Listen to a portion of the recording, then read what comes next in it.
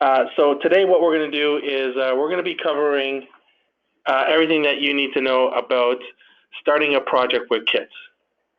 So we're going to go over basically starting your project, being able to access those catalogs that you're able to sync to your device, and then being able to add products, edit pricing, edit swatches.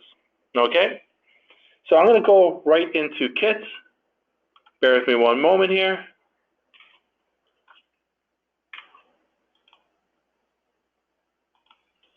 And there we go. All right. So whenever you start kits, what you'll need to do is you'll need to access those catalogs that you're going to pull products from.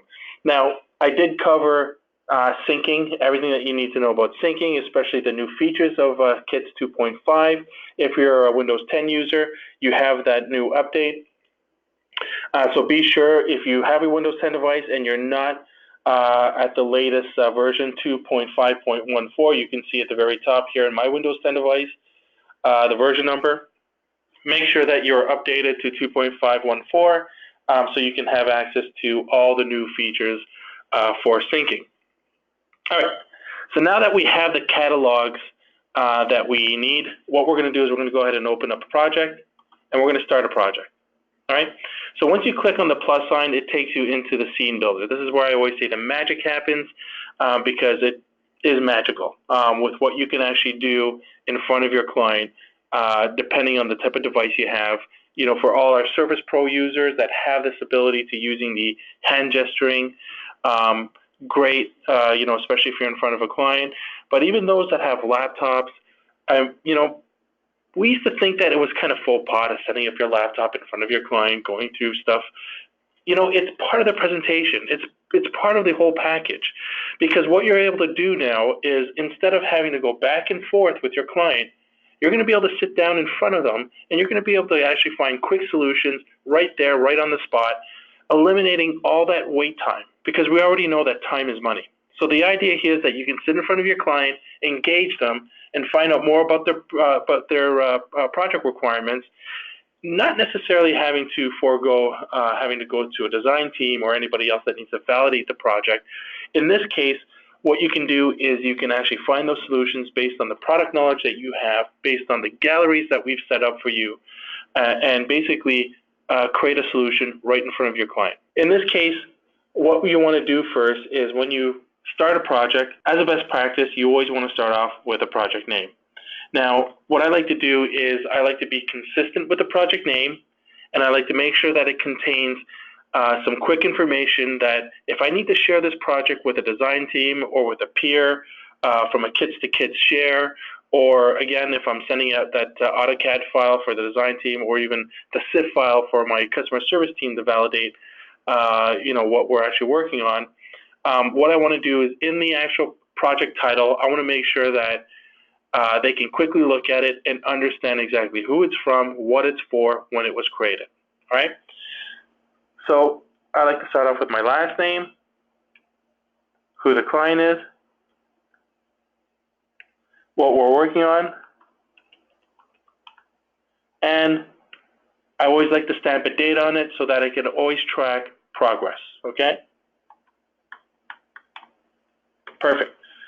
Hit enter, and now I have the project name added to the project. But the next step, the next step that I like to go through is saving my project, and the only way that you can do that is by either going through one of the major features, like creating a quick sheet, exporting an AutoCAD file, etc. So the other way you can also save your project is by clicking on the project link, the top left corner here, and then just going ahead and saving. Now, the reason why I like to do this is because kits will begin to save your project incrementally in the background. This is so important to making sure that in case anything ever happens to your device, like it crashes or lightning strikes it, whatever, your dog chews on your laptop screen, you can always revert back to the last point in which Kits has done that background save. So I'm going to go back and click on the thumbnail image to get back into my project. And now, as I progress through, kits will begin to saving the project incrementally in the background. All right, so now that I have that all done, what I want to do first is I want to establish my project settings. So I'm going to go ahead and click on the cogwheel. And then under the grid length and grid width, I'm going to go ahead and enter my values. Now again, you're wondering, where do I get these values? Well, let's just say hypothetically, I've already gone through the process of talking to my client. The client's in front of me. I've got some key important factors that I need to include into this project. So now I'm going through the process of building this, okay? So we're required to create a meeting space that's roughly going to be 15 feet by 20 feet, right? And you can see after entering the dimensions in the project settings, I now have my floor grid indicating that size, right? So there's multiple ways that you can access the products from your favorite manufacturer. You can certainly go through the catalogs that they provide you, and you can certainly drill through them, finding the products. Or there are other ways that we've included in kits to sort of help you along the way, to give you that kind of that head start to really get you started on these projects without having so much effort involved. Well, we know that everybody that uses kits is primarily a salesperson that may not have design experience or some kind of design acumen. Hey, may not even have a lot of tech acumen. So we tried to make sure that we created a tool that was easy enough to navigate through and populate items from manufacturers and to creating these solutions for your client, right? So the first method is being able to access the galleries that we've created, these pre-configured typicals that we've created. So I'm going to go ahead and click on the Add Item button, which takes me into the Add Item menu. All right, automatically the catalog filter will populate, giving me a submenu. And what I actually see here are all the manufacturers that I've currently downloaded to my device. Okay? This isn't showing you the full array of all the manufacturers that you sell. This is only showing you those vendors in which you've downloaded one of their catalogs to your device. All right. Now today we're going to use national. So I'm going to go ahead and begin. But instead of using the catalog, what I want to do is I want to be able to access these pre-configured typicals. Okay. So I know the direction I want to go into.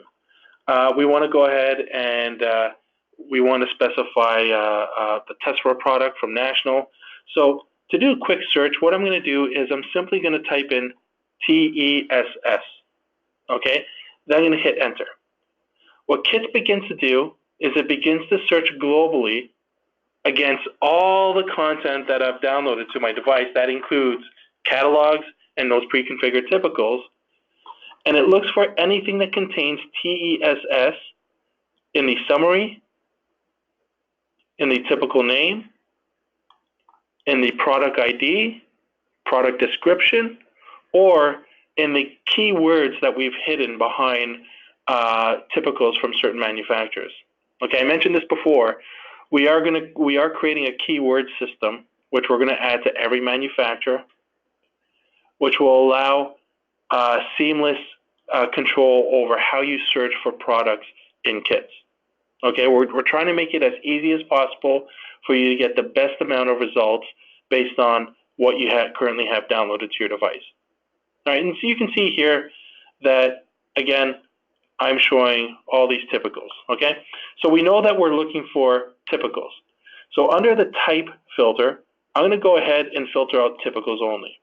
Okay, this ensures that it eliminates any catalog items that may include TESS. Now, we have a budget that's going to be under $16,000, okay? So I'm safely going to say that this project is going to range between $10,000 to $16,000, right? And automatically you can see the thumbnails begin to change in the background. What this is doing now is isolating those typicals, again, that have TESS and that are a price range of $10,000 to $16,000. Okay, immediately here, through the thumbnails, I can certainly see a lot of private desking. And I'm going to scroll through, and what I can do is, obviously, since we know that we need to create meeting tables, I'm going to go ahead and start off with a meeting table. Now, the idea about the planning typical here is great if the pre-configured typical garners a sale. You know, we are absolutely delighted that you're able to use those typicals to close a sale. But the idea here is that you can also use these as thought starters. Okay, it's no different than how you would approach a solution with your client based on catalogs that you're used to carrying or images that, again, reflect the type of project that you may have to create for them. In this case, what you can do is you can ideate through these galleries by showing them all the different options that are available. Okay, and so immediately what we see here is a standalone desk and chairs. We have some brief information about this typical, the typical ID, which most manufacturers that are in kits are engaged with us and should have a list of the typicals. So in most cases, I know with National, if there's information you need regarding a typical here, you can contact National and they'll know exactly what you're talking about.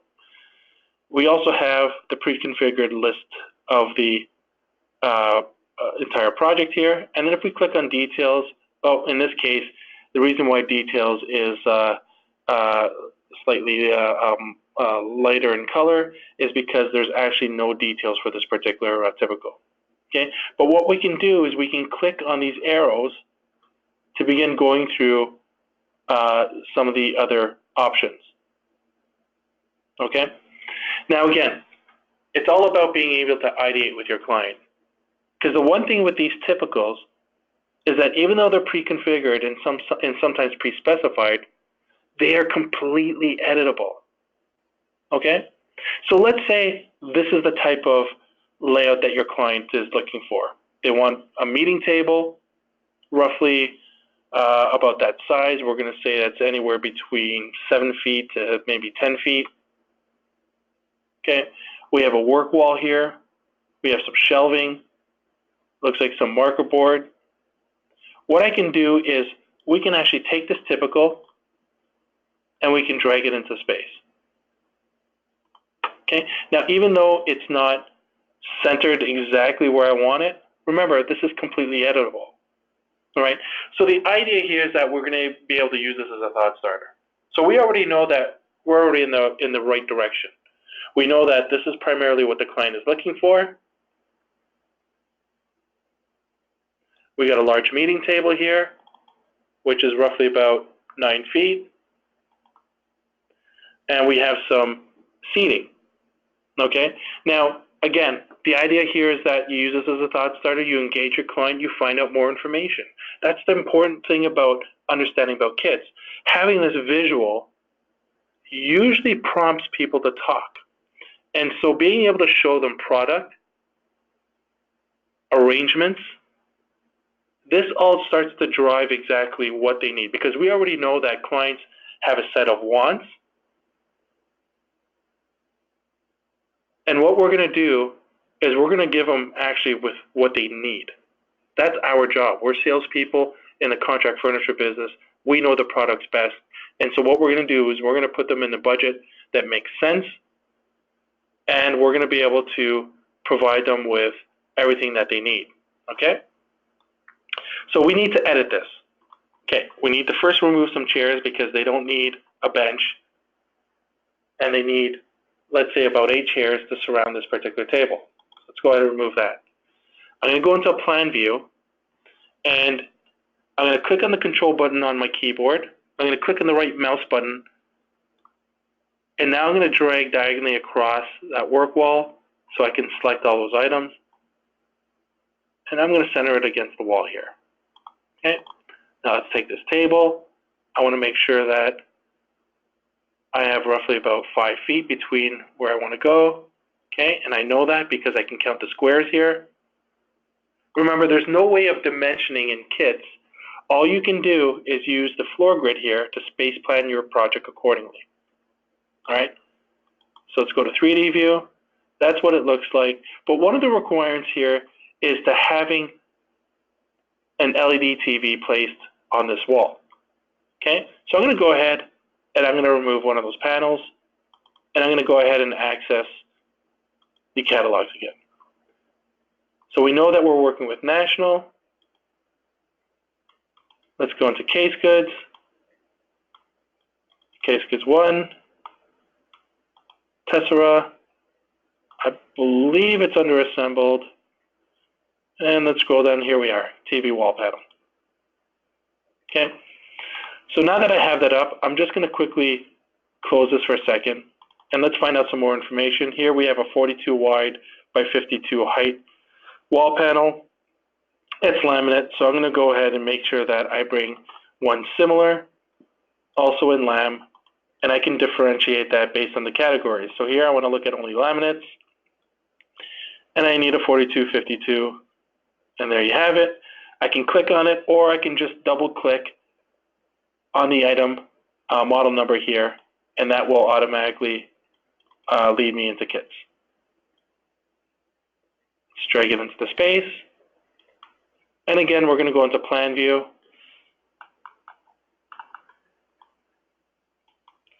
And we're going to go ahead and attach that. Okay. All right. So now that we have that panel placed, okay, we can continue. Now, in case you need to understand exactly all the different movements that you can do, here you can see I'm rotating my floor grid. What I'm actually doing is I'm clicking my right mouse button, and if I place my cursor to the left side and click the right mouse button and drag to the right, what it does is it rotates counterclockwise. If I go from right to left, clockwise. If I click on the left mouse button, I can pan the camera up and down.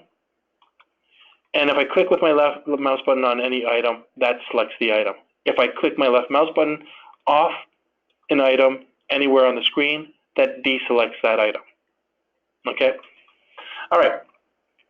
So we need to go ahead and we need to add some chairs. So I'm going to go ahead and click on the Add Item menu, and then click on Reset.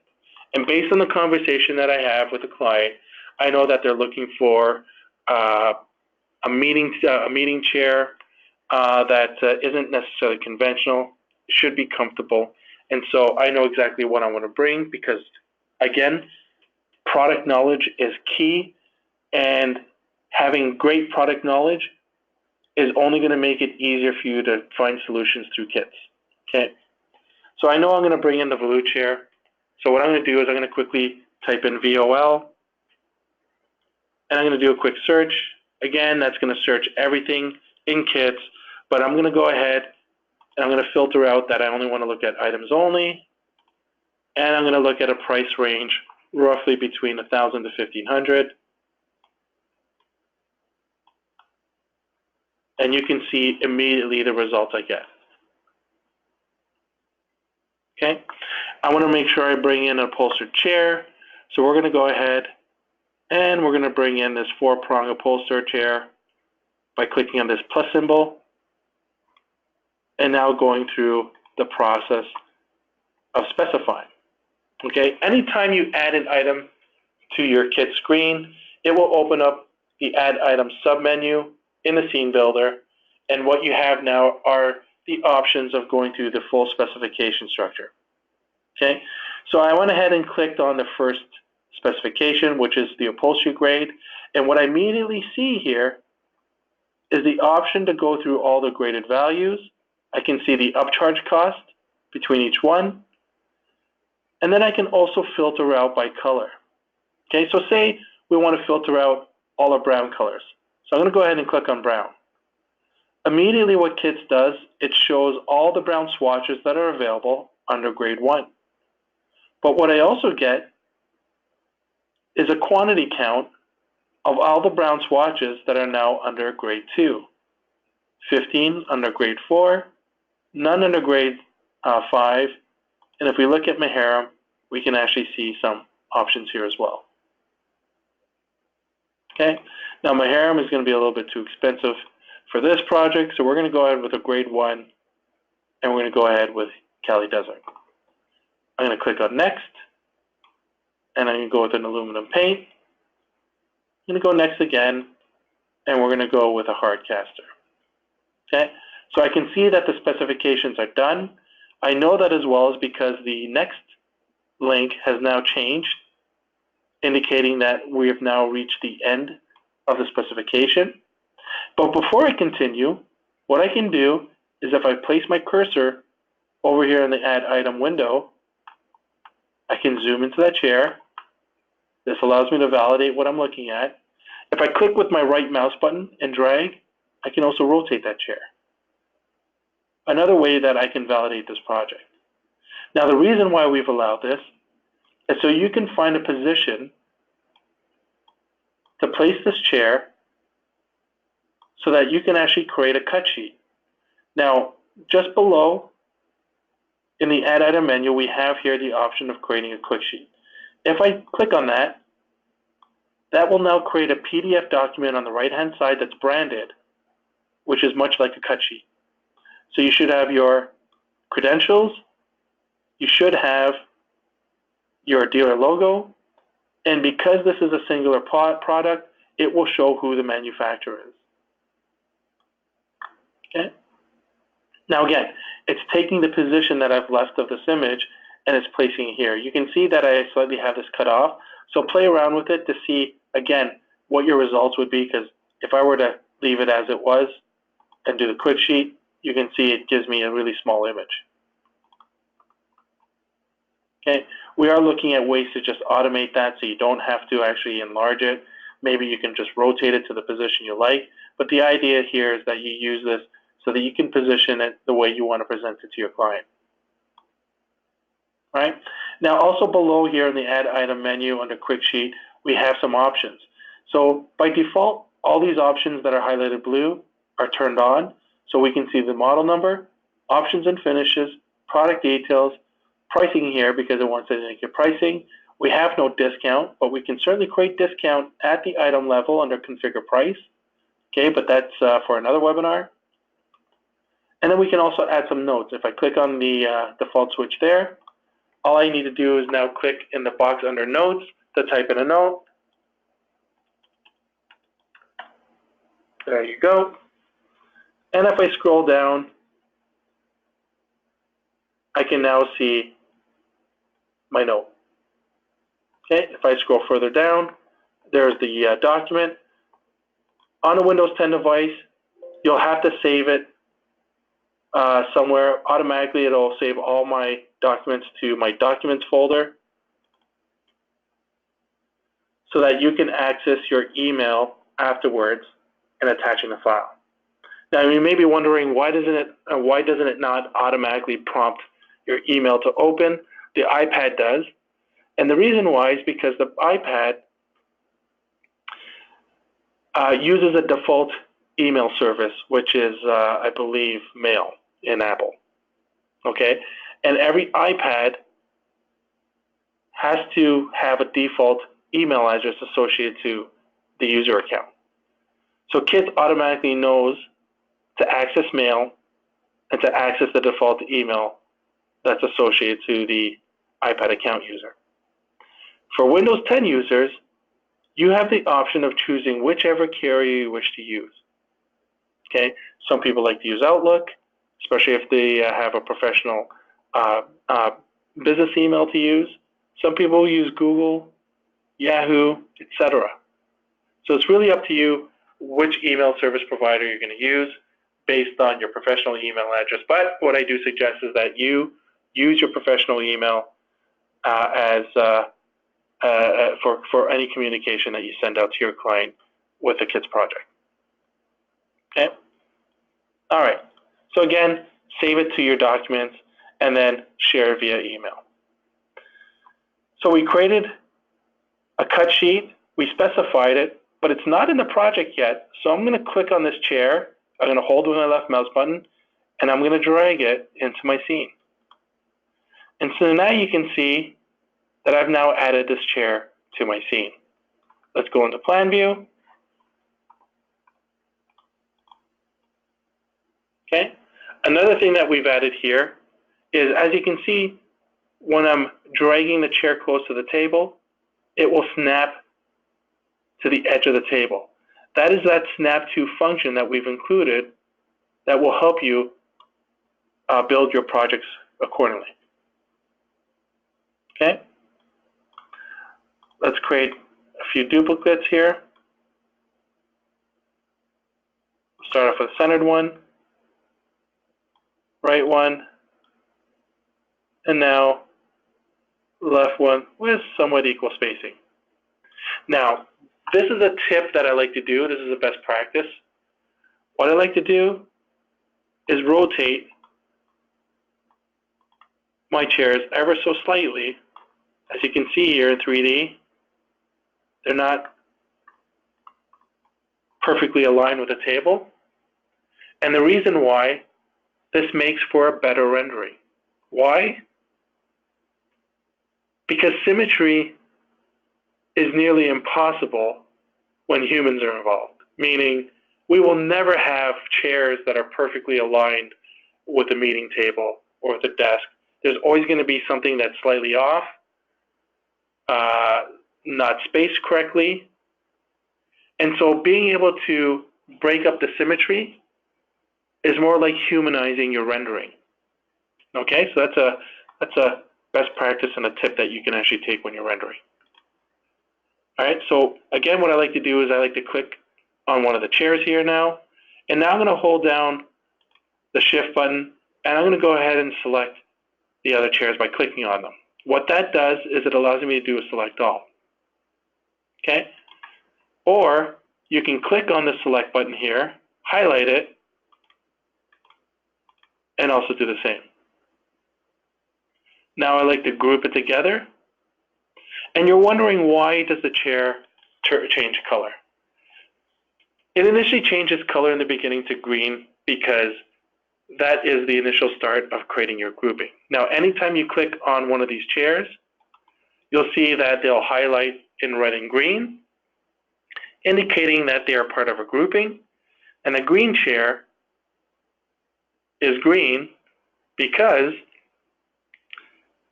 it's the lead item in that grouping.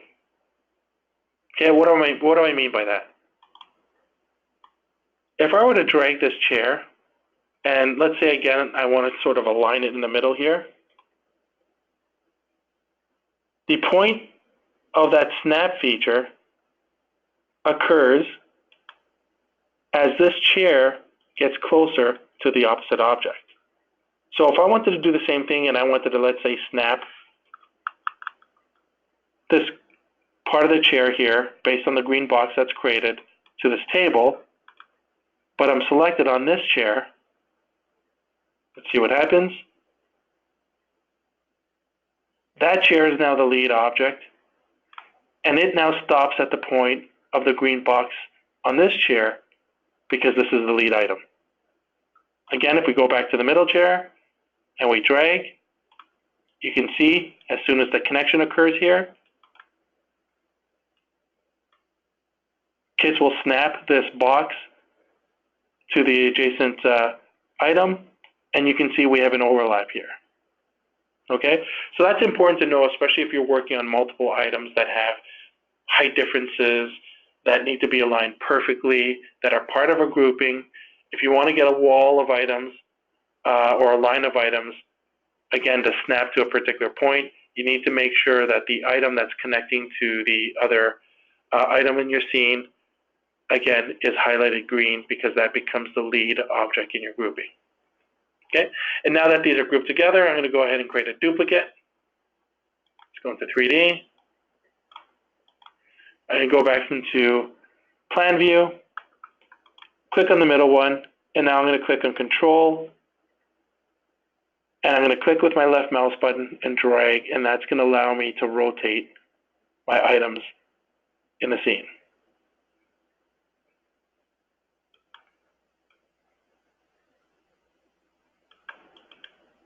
Okay, Let's create one more duplicate.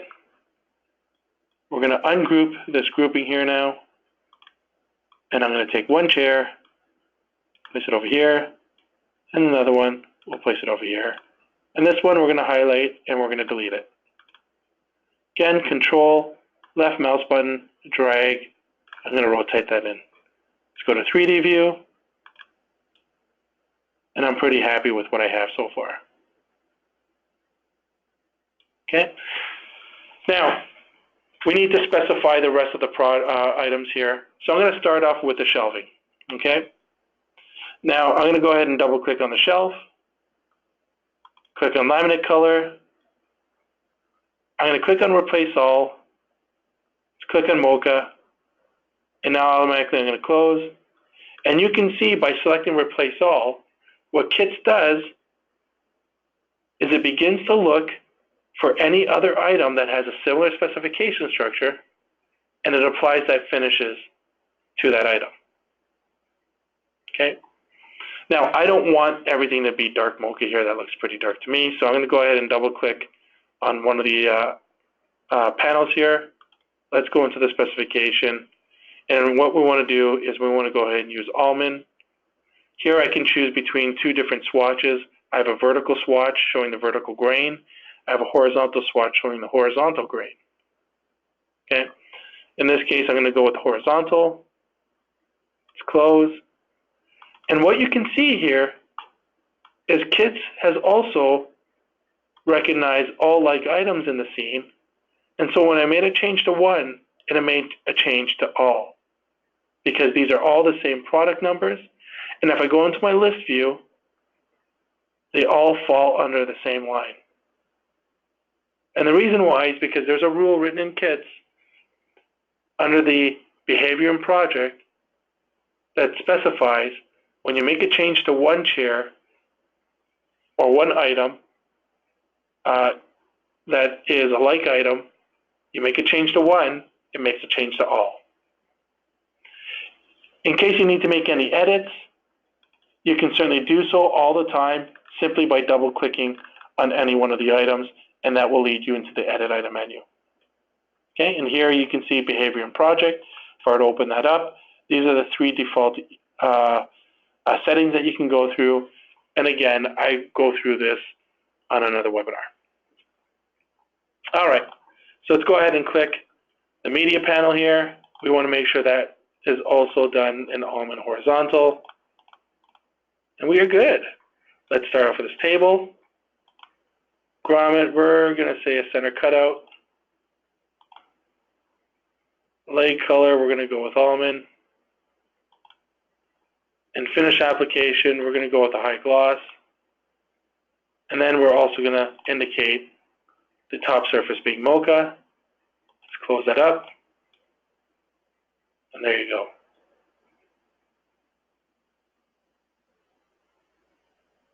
Last thing we need to add is a TV. Let's go into the Add Item menu, reset all. And the great thing about the search feature here is if I know the exact product number I'm looking for, all I have to do is plug it in. So I'm going to put LED TV 60, enter. Voila, it's found my LED TV from the KOE catalog. If you haven't downloaded the KOE catalog, I suggest you do. It's under the design collection when you go into the catalog subscription screen. And the KOE catalog is the catalog that we created that will allow you to enhance your renderings. Let's double click on this image, drag it into the scene. Let's go into plan view. Let's fix it, and we'll allow the snap to allow the snap occur. Now what we've added on this LED TV is this little square on the back. One, to indicate which is the back as opposed to the front when you're looking at it in plan view. And two, being the point of contact to any surface. Okay, it's too high. We need to bring it down. So we're going to use the up-down feature here. And we're going to click and we're going to drag downward. And we're going to place it accordingly to where we need it.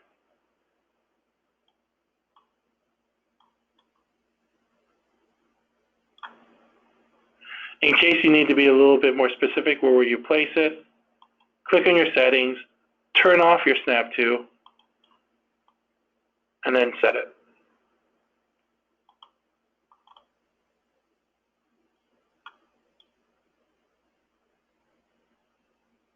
Okay. Now, I'm pretty good with this. So what I want to do is I want to set it up for rendering. So I'm just going to zoom in, and now I'm going to validate the project by clicking on my list view. And what I can do here is I can go through all the products by scrolling through, making sure that all specifications have been made. And if I do need to respecify something because it's done incorrectly, here, let's say we need to change the chair upholstery. Instead of having to go back to 3D view, I can double click anywhere in the lines, again, allowing me to edit the particular item in question.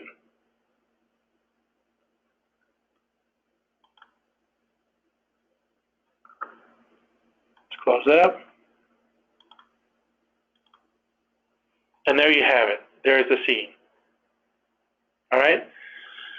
All right. Well, that pretty much takes us to the end of today's webinar. I do appreciate your patience. Again, I apologize for the long delay that we had earlier. We had a major disruption to having to sign in to GoToWebinar.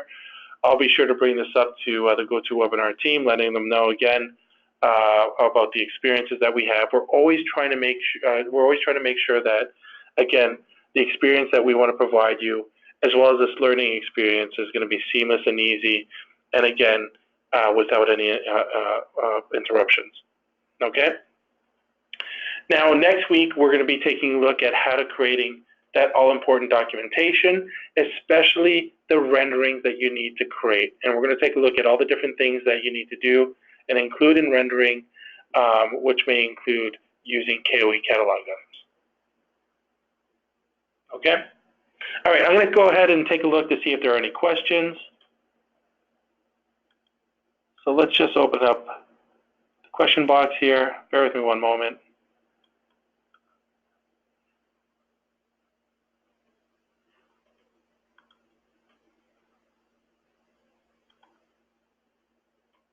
Okay. It does look like we have a question here. And it says, can you rotate items such as move the table at an angle? Yes, you can. So let me just go back into kits here.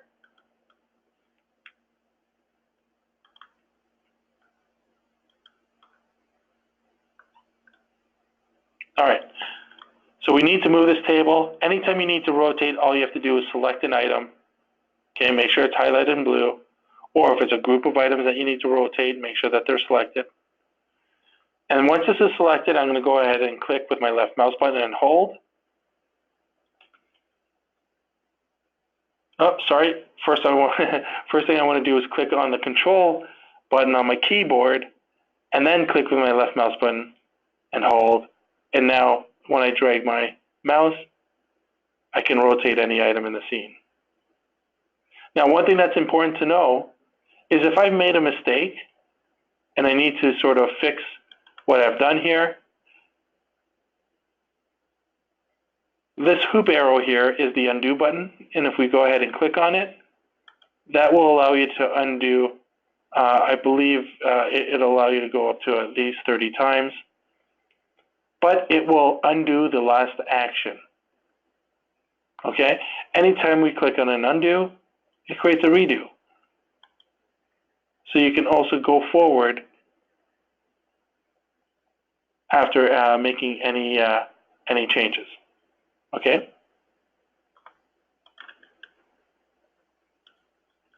All right, let's go ahead and see if there's any other questions.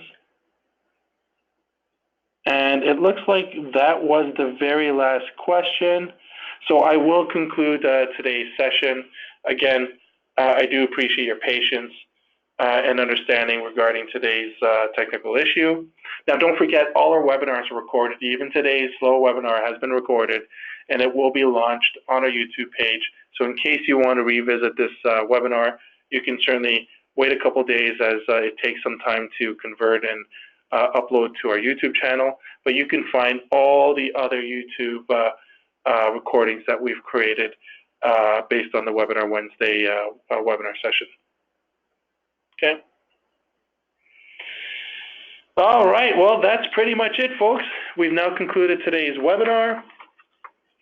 And you've now seen how kits can certainly accelerate your next sales project simply by allowing you to do product lookup, find those solutions, creating those solutions, adjusting the specifications and pricing. Even though we didn't take care of pricing today, we will certainly look at it. And then also being able to create that all-important documentation, such as the item cut sheet or quick sheet that we created. Okay. Now look at all these fabulous people here on my screen. What we want you to do is we want you to become our next Kits collaborator and get a $50 Amazon gift card from us simply by submitting your success story with Kits, including renderings of your project and that all-important selfie. Okay? You can call us or check out our website for details. Don't forget, join the next basic training session again. That's on September 12th, especially if you're new to Kits, or again, if you just want to hear my wonderful voice. Well, that's it for me today, everyone. Again, on behalf of the Kits team, I thank you for your patience and your understanding. I hope next week we don't have the same issue, but I'll make sure I bring it up to the GoToWebinar team, making sure that they understand our commitment to our users, making sure that we give you the best of what we can every week. All right, have a great week, everyone, and I'll see you next week on Webinar Wednesday.